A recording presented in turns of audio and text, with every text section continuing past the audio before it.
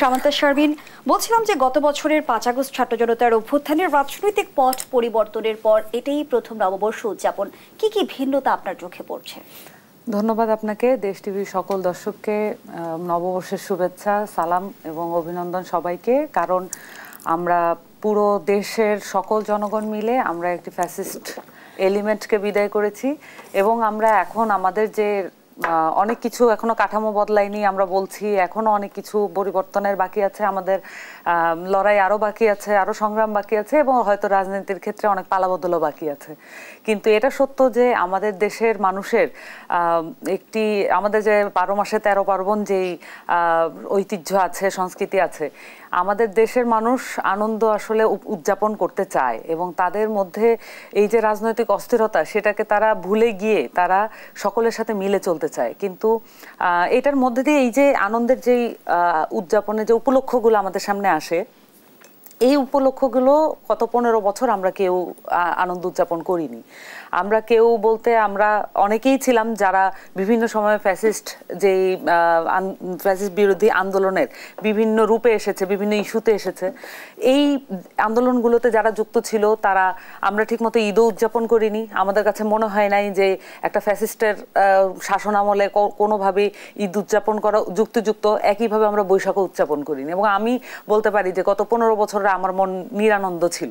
এবং এই বছর যদি বলেন পরিবার সাথে এবং সেই সাথে রাজনৈতিক যে বন্ধু বান্ধব আছে সবকিছু মিলিয়ে একটা সত্যি একটা আনন্দের আবহ এবার ঈদেও ছিল এবং এটা বৈশাখেও দেখতে পাচ্ছি এবং ভবিষ্যতেও মনে হয় আমরা যদি অন্তত ফ্যাসিস্ট কাঠামোকে বিদায় করার এই আলাপটা অন্তত জারি রাখতে পারি, তাহলে এই পরিবেশটাতে আমরা অন্তত সামনের দিনে যতগুলো উপলক্ষ আছে এই উপলক্ষগুলো আমরা উদযাপন করতে পারবো একসাথে জাতিগতভাবে।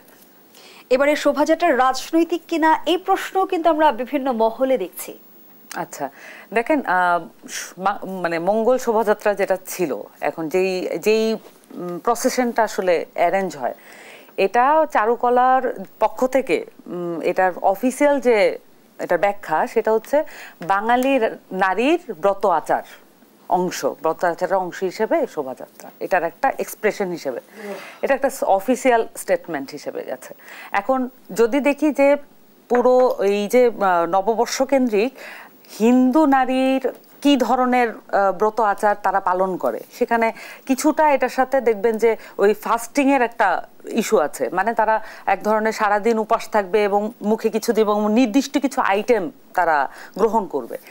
এই যে পুরো আচার অনুষ্ঠানটা আছে, এইটাকে পুরো বাঙালি নারীর ক্যারেক্টারাইজেশন হিসেবে এক ধরনের চাপিয়ে দেওয়া হয়েছে। এবং যেটা হয় যে এই প্রসেশনটা দেখবেন এবং আপনি বিশ্বের সকল দেশের প্রসেশনের সাথে আপনি তুলনা করবেন, মেক্সিকোর সাথে তুলনা করেন, ব্রাজিলের সাথে তুলনা করেন, অন্যান্য যে কোনো দেশের সাথে আপনি যদি এই ধরনের প্রসেশনকে তুলনা করেন, ইভেন যদি পলিটিক্যাল প্রসেশনও হয় সেগুলোর সাথে তুলনা করলে বাংলাদেশে মঙ্গল শোভাযাত্রা এটা যেটা হতো সেটা একটা মাঝারি মানের, আপনি বলতে পারেন মাঝারি মানের একটা এটা শোভাযাত্রা হতো।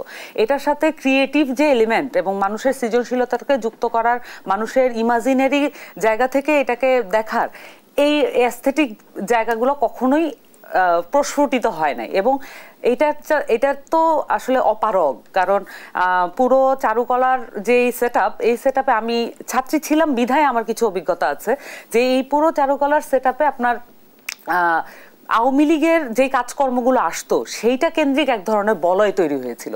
এবং যেহেতু এটা মিডিওক্রেটিক এবং মাঝারি মানের একটা অনুষ্ঠান হয় এবং এটার মধ্যে আসলে ওই যে এক ধরনের রাজনৈতিক এলিমেন্ট যুক্ত করে এটাকে মহান একটা রূপ দেওয়া হয়েছে। কিন্তু এটা মহান হয়ে উঠতো যদি এখানে যারা ইনভলভ সেই সৃজনশীলতা তারা দেখাতে পারতেন এবং সেটা যদি রাজনৈতিক প্রভাব মুক্ত এবং সত্যিকার অর্থেই বাংলাদেশের মানুষের যে আনন্দ এবং উদযাপনের যেই ধারা আছে সকলকে সাথে নিয়ে, এবং এক একটা আমাদের দেশে অনেক রকমের মানুষ আছে, এক একজনের উদযাপনের ধারা এক এক রকম, সকল ধারাকে এই শোভাযাত্রা কানেক্ট করতে পারে নাই।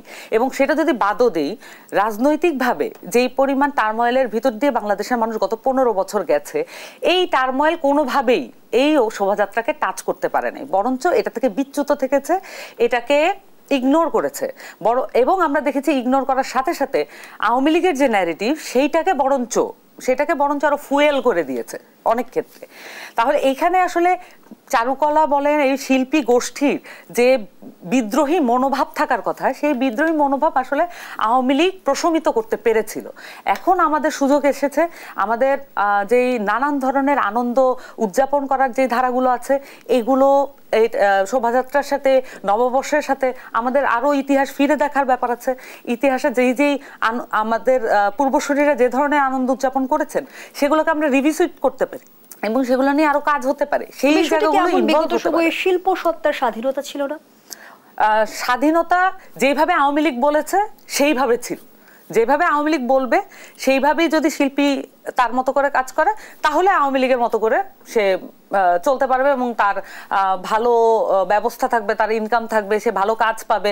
এবং আপনারা দেখেছেন যে জনগণের টাকা দিয়ে কি পরিমাণে এখানে বিভিন্ন ধরনের মুরাল, ভাস্কর্য এবং মানে একই ধরনের ভাস্কর্য বারবার, মনে হয় যেন আমাদের শুধুমাত্র আমাদের এত গ্লোরিয়াস ইতিহাসকে একদমই খণ্ডাংশ ওই শুধুমাত্র অতটুকুতেই সীমাবদ্ধ করে ফেলা হয়েছিল। এবং এইটা সীমাবদ্ধকরণের প্রক্রিয়াতে ব্যবহার করা হয়েছে পুরো রাষ্ট্রযন্ত্র।